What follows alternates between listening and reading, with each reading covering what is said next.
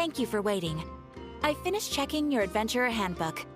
Here are your commission rewards. We have no other urgent commissions on the books at present. Thank you for all your hard work lately. Perhaps you two could consider taking a vacation. Amazing! Paimon never thought we'd end up having downtime and not cry. Things were pretty hectic when we first got here. Everywhere you looked, it was either the wild hunt causing chaos or the Fatui stir. It felt like this whole region was one giant slime in a barrel, ready to go boom at any moment. Sure have. Things were looking pretty dicey, but in the end, we managed to turn it around. Whoa! Paimon just got deja vu! Oh, that's right. It's because we've done this like a million times now. Ah, yes. Are you two aware that the Moon Prayer Night is soon to take place? Oh, yeah! Lama told us that was coming up soon. Wait, why do you mention it, though? Do people in Nasha Town celebrate it, too? Paimon thought it was just for Moon Goddess worshippers. You're partially right. Most people in Nasha Town just see the festival as an opportunity to do business. They do not concern themselves with the religious element. The festival was first celebrated by the Frost Moon Scions. On this day, they would wear moon prayer blossoms and celebrate the birth of the moon goddess through song and dance. They would also prepare food and handicrafts and give them as gifts to others. Over time, it became Nodcry's most lively festival. Oh, sounds like fun! Great! Well, in the meantime, since Catherine doesn't have any commissions for us, let's focus on some personal business instead. When we first got here, you mentioned that this was where your spaceship landed? We didn't get to follow up on it at the time, because we got wrapped up in that whole rare situation, but now we can finally start investigating it properly. Well, there's a saying Paimon's heard around these parts, which goes, if you lift up a rock, you'll find something you weren't looking for.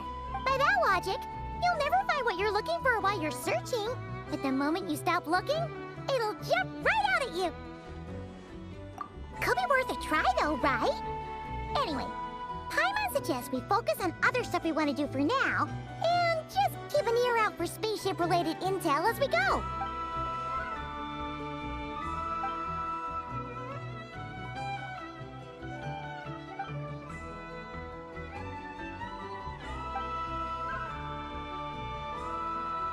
What's wrong? You look super serious all of a sudden. Huh? Paimon gets why you'd be concerned about Columbina, but what does the doctor have to do with anything? Oh, that's true. And now that you mention it, we're definitely overdue for a showdown with the Fatui. It is weird that he hasn't shown himself this whole time. What could he be up to? True. Paimon would much rather deal with Marionette anyway. She says the meanest things, but when it comes down to it, she doesn't seem like a bad person. Maybe it's the pressure of being a Fatus?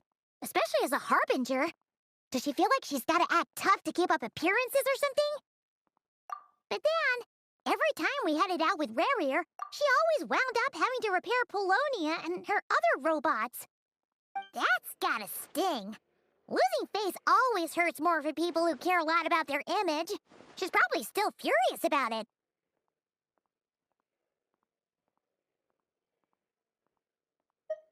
What? Relax! She's not even here! Huh? What's the matter? Oh, nothing. Sorry, we'll be on our way now. Where are we again? Oh yeah, Columbina? Right, yeah, let's go see Columbina.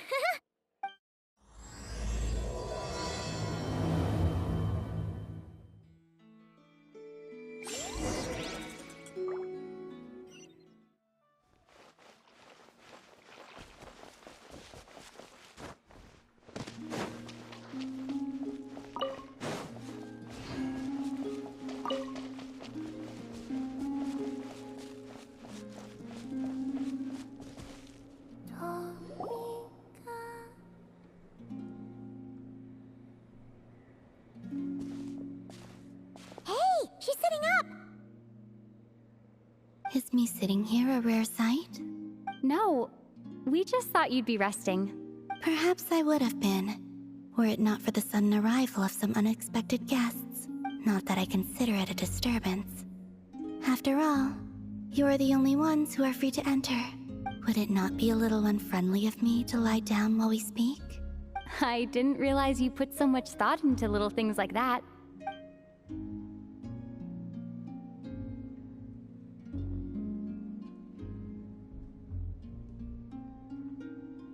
Only sometimes. There have been moments lately where I think about you and your companions. They are warm, mysterious, and cozy memories. Very few of my past memories are anything like that. They say that travelers return home bearing bags full of souvenirs. But my luggage was empty, and I believed it would stay that way. Return home? So, you're still planning on returning to the moon? Yes. This planet continues to reject me, reminding me that I do not belong here. If I remain in Teyvat, there will come a day that I disintegrate. And I don't mean reduced to dust, or turned into food for the flowers. I mean, I will cease to exist entirely. Alright then. Well, we're sure gonna miss you. But it sounds like we'll have to say goodbye. How do you intend to return? The moon prayer night is soon to arrive. On that day, the moon will be closest to Teyvat. The Kuvaki in this land will reach its peak at that time. I merely need to grasp the tide, and with relatively little effort. Oh, Paimon gets it! It'll work like a slingshot! You make it sound like she's gonna get blasted up to the moon. If I did that, I suspect I would crash into the false sky. I will be using a much gentler approach. But I do like the analogy. It's fun. You see? She gets Paimon's sense of humor. In the blink of an eye, the time has come to part ways. It does feel that way, doesn't it? Time seems to fly fastest when you are enjoying it. I have always thought of myself as a wanderer on this earth, and it has never expressed any desire to keep me here. Yet, just as I plan to depart, it tugs at my arm. Is this a gesture of affection? Or is the world mocking me? Oh. Were you hoping I can answer that? Yes. You are a traveler, so you must have a lot of experience in this area. Then, what I would say is, enjoy the moment. That's right! Don't overthink it! Happiness is happiness and joy is joy! The point is to enjoy it, not analyze it! I see. Then what I would say is, even though I am very tired right now, I am still happy.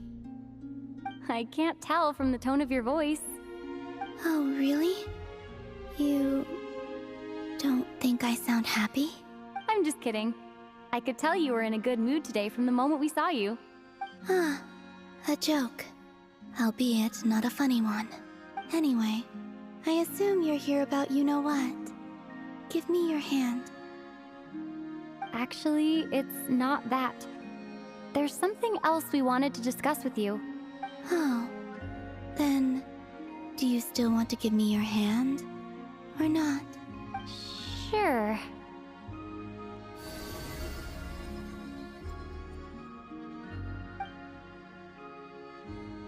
Thank you.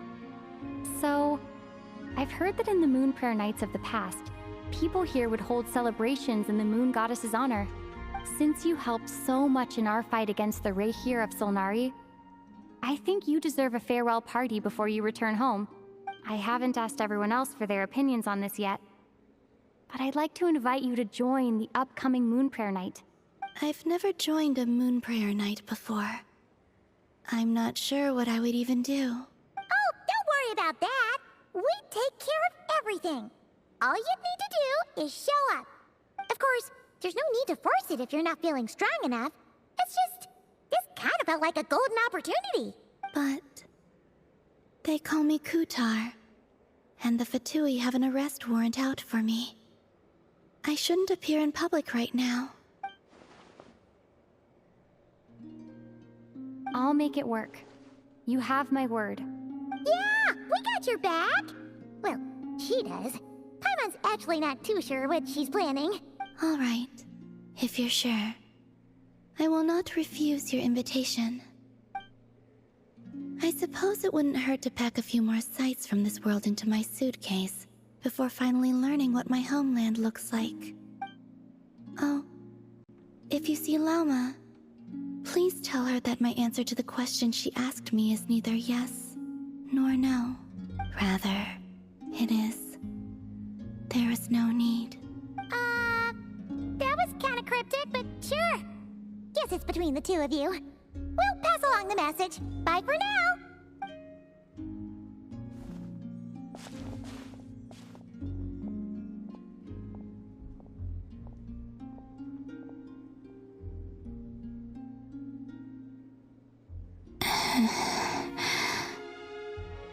And also, I do not know. Since she's agreed to join the festival, let's go see who else wants to take part. Lauma's gotta be the person most familiar with the Moon Prayer Night. We should start with her. Also, what exactly is your plan to keep her safe? Not sure yet. I'll figure something out. What? Are you serious? And Paimon even gave you her vote of confidence back there. When did you become so sneaky?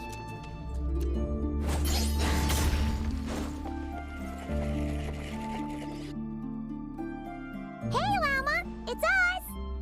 Huh? Varka? What are you doing here? Beats me. I had a bit too much to drink last night, and when I woke up, I was on Hisi Island. Mr. Varka is helping to oversee Nasha Town's preparations for Moon Prayer Night. He is here to go over some details regarding the decorations and custom cloth designs. Right, yeah, that too. That too. Yes. Celebrating this festival is a long-held tradition here in Nodcry. On this day, the crescent moon at the top branches of the verdant crest turns into a full moon, and the moon prayer blossoms bloom with a special radiance. Our people take these to be blessed omens. It's an especially welcome event coming off the back of all that nasty business with Rare. Everyone got put through the ringer recently, and now they're looking to turn their fortunes around. The big shots in town all agree that a big, lively celebration is just what we need to rebuild people's faith in this place. No wonder Catherine said the people weren't so bothered about the religious element. That's right. It's become more of a local custom by this point. The celebrations have little to do with whether the religious stories behind this event are true or not.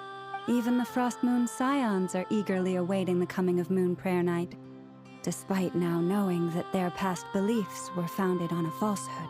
That's fair. It's a bit like the Lantern Ride in Liyue. It's a chance for people to enjoy themselves, not debate the existence of the Adepti. Oh, one other thing. We just went to see Columbina. We went ahead and invited her to take part in the festival this time. Hope it's okay. Wait, so... you mean she agreed to it? Huh. That's quite a surprise. Then I suppose that she intends to return to the moon on that day. Oh, yeah.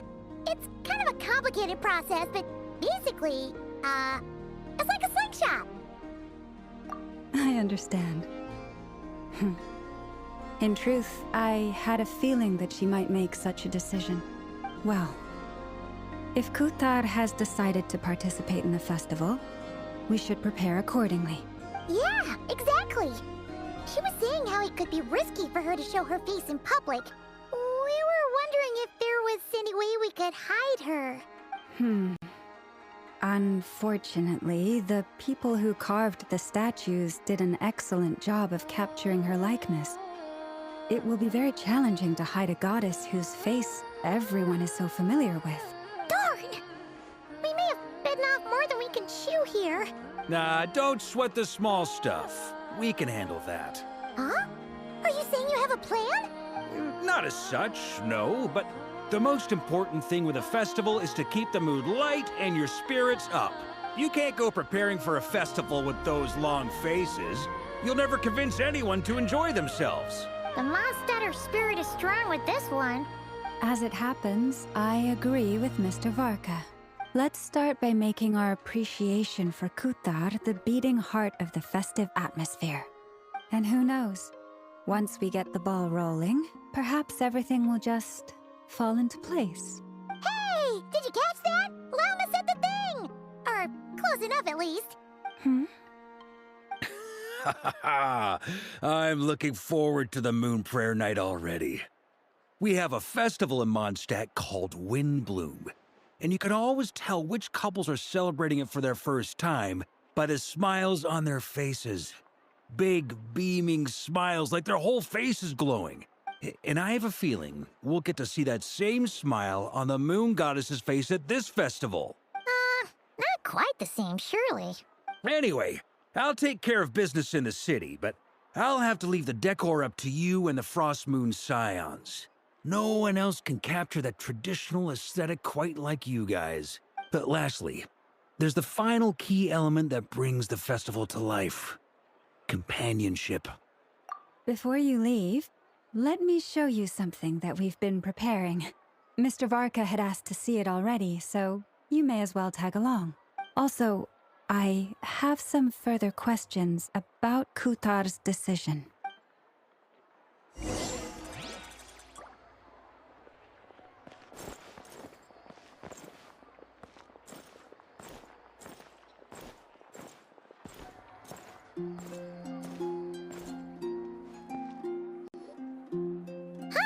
What's this? They sure look like they're having fun. I believe so. Kuhenki seem very skilled at playing drums like these, although I'm not sure where they learned it from. Maybe it's an innate talent? In their eyes, they're probably just playing with toys. Wanatar! You wanna play too?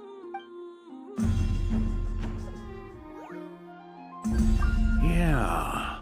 She looks more confused than anything. Maybe we can teach her next time if we get the chance.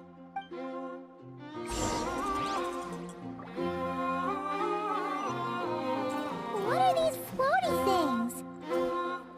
Moon veils. We hang them from buildings in the city during the festival. When you look at the sky through them, it creates a lovely misty effect.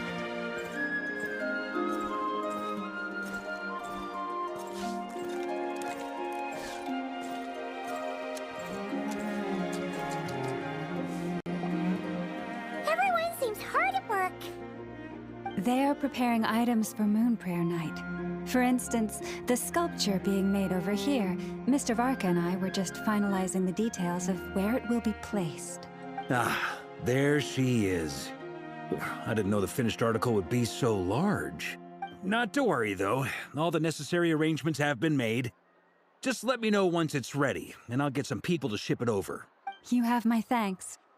And over here, we are preparing a very traditional confection.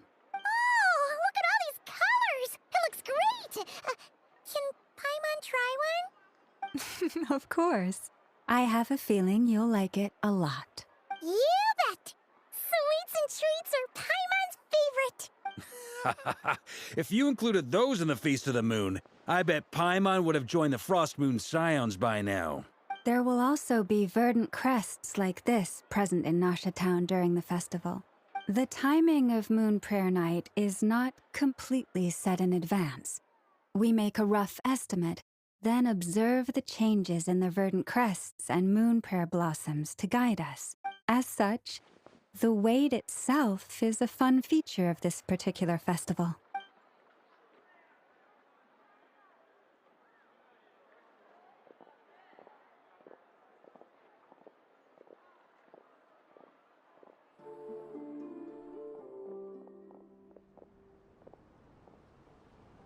Let's talk here.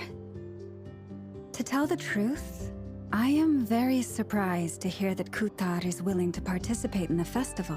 I once asked her if she'd be willing to stay with the Frost Moon Scions. I could introduce her to everyone, and we could be a family to one another. She did not answer, but she has not appeared here since. I took this to mean her answer was no, but if that were the case, she would not have accepted this invitation. Ah, I see. Maybe she is right. Maybe the Frost Moon scions of today no longer need a moon goddess. But my wish was not for her to come here and be worshipped as a deity. I simply wanted to offer her a place to stay. I'm sure she believes that showing herself here might invite Fatui intervention, and as such, she does not wish to cause us trouble. But what really pains me about all this is that this is her birthplace. She ought to belong here, yet no one has been able to grant her shelter. I think I'm qualified to weigh in here. When someone's about to depart on a long trip, what they need is blessings, not burdens. We should wish her the best, not make the journey harder than it already is. Anyway, she's agreed to attend, hasn't she? All we need to do is simply respect her decision. I see your point. Yes, she will soon depart after all. Our job is to leave her with some happy memories. Besides, who's to say her journey to the moon is a one-way trip? It's not like she can't come back and visit if she wants, right? Paimon agrees wholeheartedly. Festivals are all about having fun, so let's keep it simple. All right, I'm gonna head back to Nausea Town soon. Want to come with? I'm guessing you have some other folks to visit there. Sure thing, let's go! Bye for now, Wilma! Thank you all. Goodbye.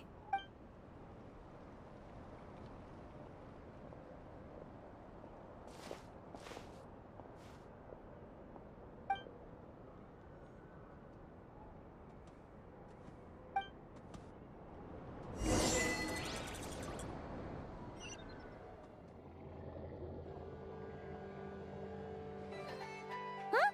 Hey, over there! It's Durin and Albedo with Flints! What could they be chatting about? Your guess is as good as mine. Ah, Grand Master, and the Traveler and Paimon. Hello there. It's been a while. Perfect. We have some new volunteers for our investigation. Wait, let me guess. The righteous Lightkeepers are finally ready to hunt down the Abyssal Dragon? Haha. Yes, that too. Yeah, right! Oh, wait! Why does everyone keep saying that too? Well, to be precise, the facts match, but not the causality. Wait, so I guessed right? Half right. Don't act so impressed with yourself. Maybe I can explain. We ran into Mr. Flint's north of Nausea Town. At that time, we just noticed a few abyssal creatures out in the wild, but the strange thing was, I didn't detect any traces of abyssal energy on them at all. On closer inspection, we realized that they were not real monsters, but something akin to reflections in the water, or perhaps a mirage. Huh? What do you mean? Like, you could see them but not touch them? Exactly. It was very peculiar. They roared and tried to attack us, but we could not make any physical contact with them. I think I've heard of things like that happening in Nodcry before, but I don't know much about it. Yes, it's a known phenomenon. Mirage-like illusions tend to appear in Nodcry in the run-up to Moonprayer Night. From a distance, they appear quite real. I myself thought that Misters Durin and Albedo were locked in battle with abyssal monsters when I first arrived. But after sharing intel and investigating a little further, we can confirm that these illusions are harmless. There is no great cause for concern. All the Mirage stories I've heard are either animals, rocks, or small houses. Abyssal monsters, though? That's a first. It's a first for me, too. So I'm planning to look into it further just to be on the safe side. I intend to inspect a few more locations. What about you two? Any plans? Alice contacted me a few days ago.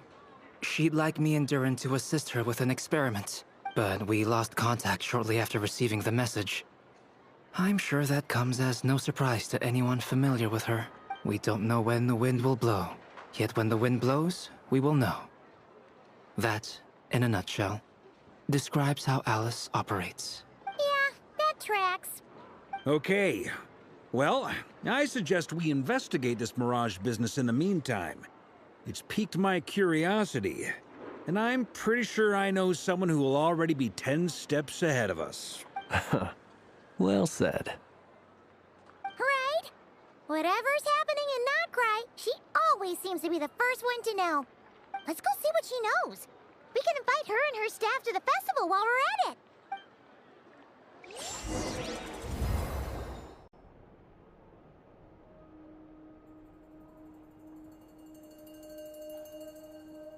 You're right, I have noticed. There's certainly something a little fishy about this situation. Only a little, though. Records indicate that this phenomenon can occur in the days before and following Moon Prayer Night. That said, it has always been a rare sight in the past. The odds of encountering these phantoms are similar to looking up in the night sky, happening to see a shooting star, and managing to make a wish before it disappears. But this time, either everyone's getting lucky, or they're appearing far more frequently than usual. Yehoda's out gathering intel as we speak. In the meantime, let me check off some points of interest. First, the Abyss. The ones we saw seem to be abyssal monsters. Indeed. But we have identified one location where many more of them have made an appearance. And not just monsters, but human phantoms too. Given the scale and nature of the phantoms, it's almost as if someone's last memories are coming to life. Or perhaps the memories of multiple people. Oh. So you mean the phantom monsters are hunting down the phantom humans? Exactly. The phantoms can interact with each other, but we have no means of intervening. In addition, some of the human phantoms would seem to be from the very distant past. This is clear both from the clothing they wear and the stories they tell. They claim to be from Hyperborea, a name which I've heard from Lauma before. If this is true, it means they must be from 6,000 years ago. Did Paimon hear that right? 6,000 years? It sounds like this merits further exploration. That'd be a big help. I'll leave it with you, Albedo. My knowledge of ancient history is non-existent. I used to doze off every time the pre-Knights of Favonius era came up in class. It's quite a miracle that you were able to understand these phantoms' speech, given how long ago they lived. I suppose you're right. But I'll leave the archaeologists to ruminate over that conundrum. As an intelligence broker, my sole interest is in the value of the information I gather, which, in this case, hopefully means earning myself some good favor with our dear Lady Moonchanter. So calculating. Whew, this intel broker logic always catches Paimon by surprise. Sounds to me like we could split the work up. I think the abyssal phenomenon is best left to Albedo, Flint's, and me. Agreed. It coincides with my duty as a lightkeeper. For my part, I'd like to understand the abyss better. Even a little knowledge would go a long way. This is certainly a rare opportunity to study the abyss. But even rarer, perhaps, is the chance to make contact with the ancients. The Curatorium will take the lead on investigating the Hyperboreans. We put in the work to learn what we know so far. It seems only fair that we get some quantity of exclusive intel. That just leaves our trusty team of 2 unassigned. Since you became an honorary knight, of course. This was part of my grand plan all along. Ha ha! Oh yeah, by the way, we managed to convince Columbina to come to the Moon Prayer Night celebrations. Would you and Yehoda like to join too? She agreed to that? Huh. Quite an achievement. Never underestimate the traveler, I guess. I'd be happy to join. No point shutting myself inside when the streets are all decked out. I doubt any clients will be visiting during the festival in any case. And Yehoda loves a party, so I'm sure she'll jump at the opportunity. No, no, no, no, no, no, no, no, no, no. Way to contradict me in front of... Wait, no, that's not what I have bad news, boss. So many people. All right, everyone inside, quick.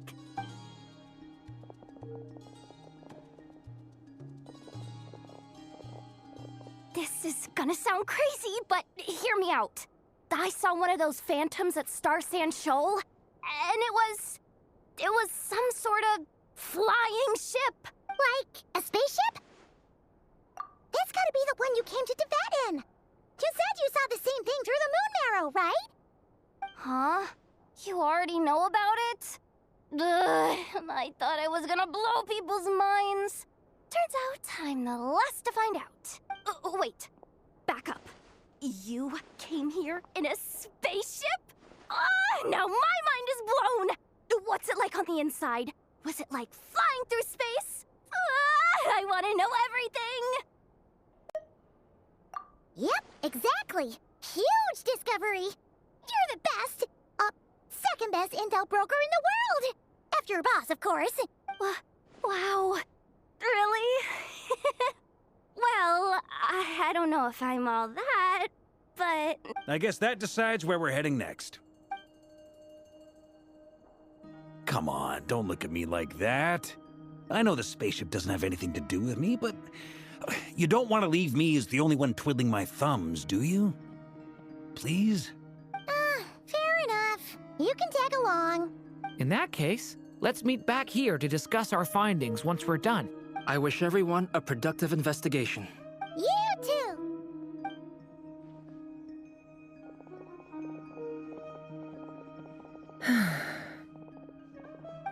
What's up, boss? Aren't we gonna head out? Tell me, Yehuda, when did the Curatorium start giving out intel for free? Oh, sorry, boss.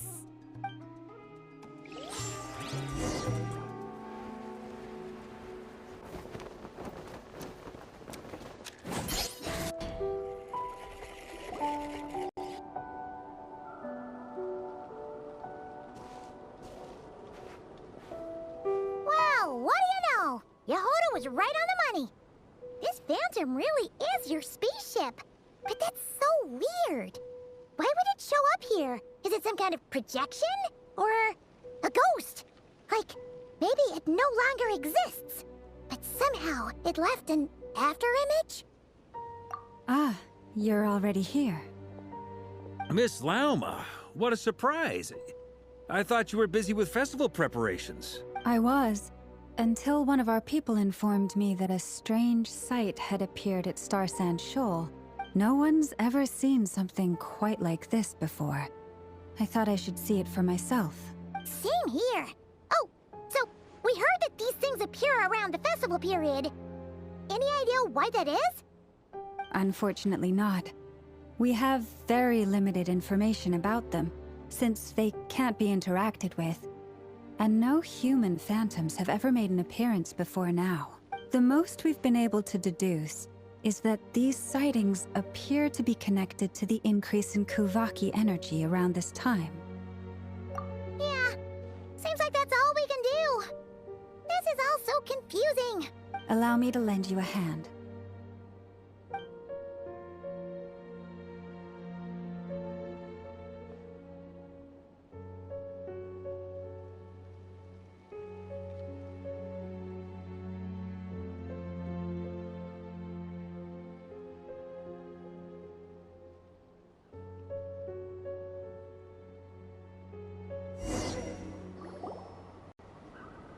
Everyone, our friend here should be able to provide us with some information. Is that a phantom Rhymehorn deer? I've heard about how the Frost Moon Scions live in harmony with the animals and can even communicate with them. That's coming in handy now, for sure. Okay. Yes, I understand. Then how about this?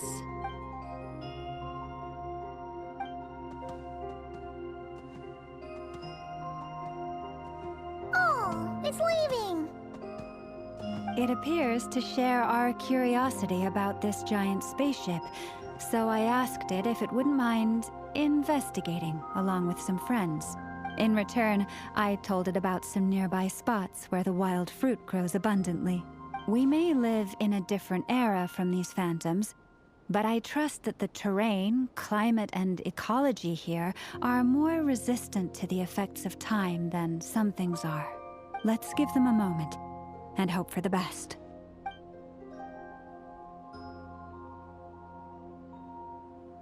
All back together? Must have been a lot of fruit. Indeed. Now let me ask them some questions.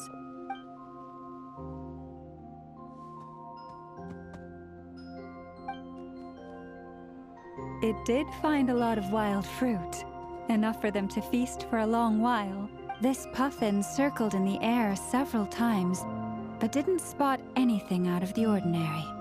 Certainly nothing to do with the spaceship. Huh. Well, it definitely makes sense to get a bird's eye view. Indeed. Other than that, I was also thinking that the world these phantoms see is also different from ours. Oh, I get what you mean. The wild fruit exist in both times and spaces, but there might also be things that only exist in that space-time, which we can't see. Good point. Great thinking, Llama. Blunthorn rhinos can use kuvaki to shift great rocks, but this one says it couldn't get that ship to budge by even an inch. The sniffer mole tried too, but despite being a skilled digger, it could not get through. They say that the spaceship looks robust and undamaged. It seems completely impervious to any and all attacks. Whatever lies within is well defended from harm. So, just like us humans, there was nothing they could do about this spaceship either. Yes. Still, they deserve our thanks. We are grateful for all your efforts, dear friends. Now go, and enjoy your feast. I've noticed some other human phantoms gathered nearby. Come on, let's go talk to them.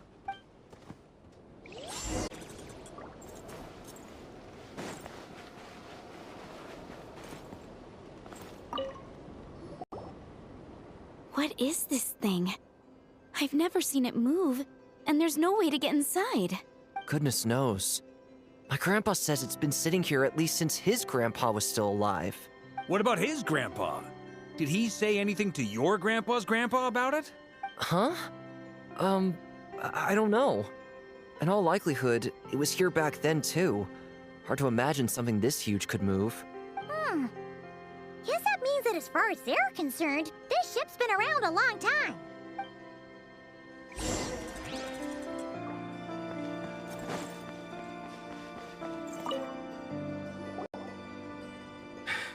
Come on, brothers. If we can get even a small chunk off of this thing, it's gotta be worth a fortune. Today is the day we strike it rich. Huh? You mean Paimon? Yes, brother, I shall join you. Let's make our fortune. We should go with them. What the? This thing is crazy tough. I can't even scratch it. What's it made of? Sorry, brother. Looks like we'll have to seek our fortunes elsewhere. Enjoying yourself? I was just seeing if I could influence this phantom's perception by playing. But nope, no dice.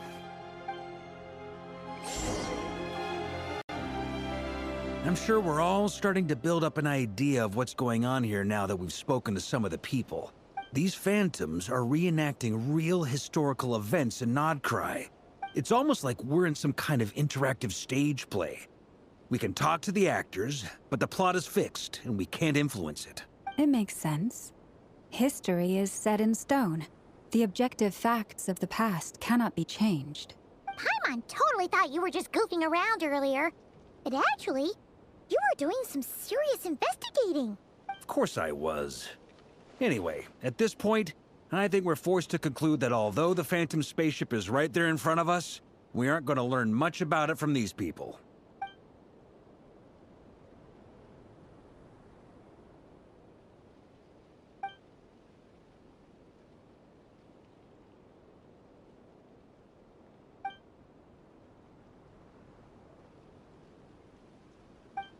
Don't be discouraged. If nothing else, this is proof of the ship's existence. And think about it. So many people tried to hack their way inside, but no one could get the door open. It's made of very tough material. To me, That says that we'll either find the ship itself or the story behind it. It's just a matter of time. Huh. Every now and then, when Varka gets serious, he actually does seem like Grandmaster material for once. I wonder how the others are doing. Let's head back for now. Sounds good. Also, drinks are on me if Team Knights of Favonius is the first to finish. Wait, we have a team name now? Am I in Team Knights of Favonius as well? You're very welcome to join. We've even got a cathedral ready for you. Isn't that technically blasphemy? You wouldn't dare make a joke like that if Barbados was in earshot. Nah, I'm sure Barbados doesn't mind a little harmless blasphemy once in a while.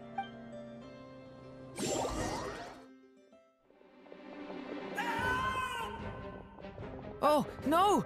Get away! Oh.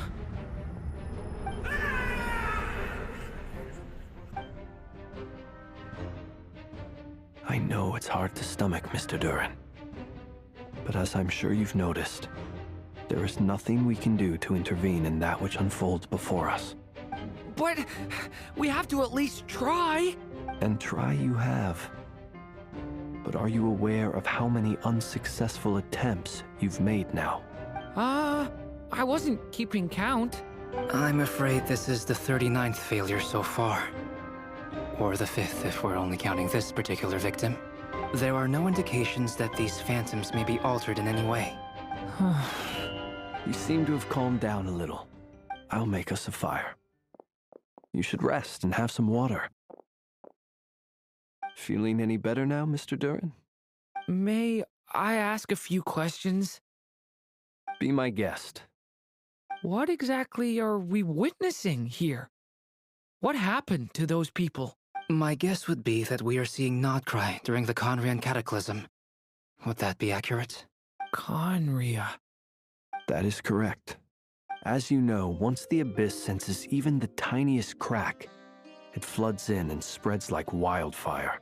There was a time in the distant past when it permeated all of Nodcry, causing immeasurable harm.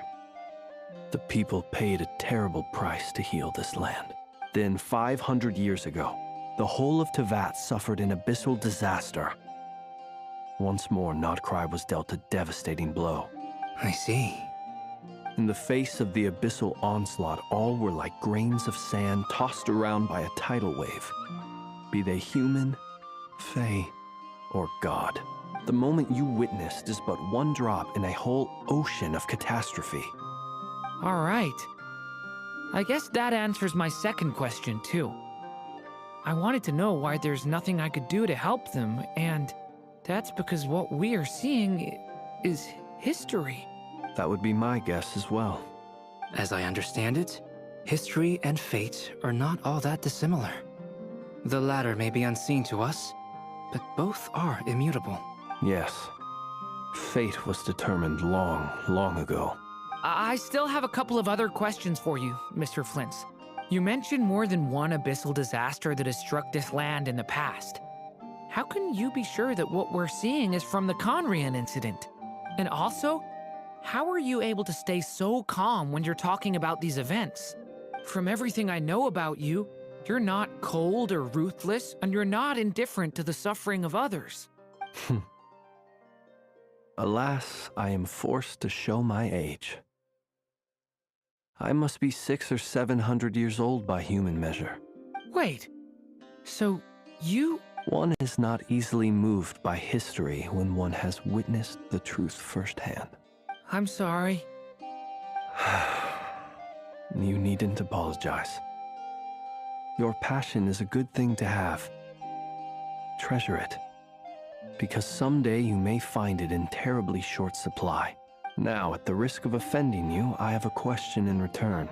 Your curiosity toward the Abyss, is it born from hatred or because you sense its call?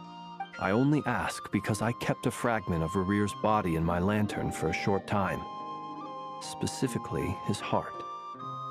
So I know what a burden it can be to carry the Abyss with you. And I hear its power growling from somewhere within you. In my eyes, your mere existence is a miracle. My honest answer is I don't know. I don't think I have the confidence to say for certain. What I will say is the Abyss is not the only issue that haunts me.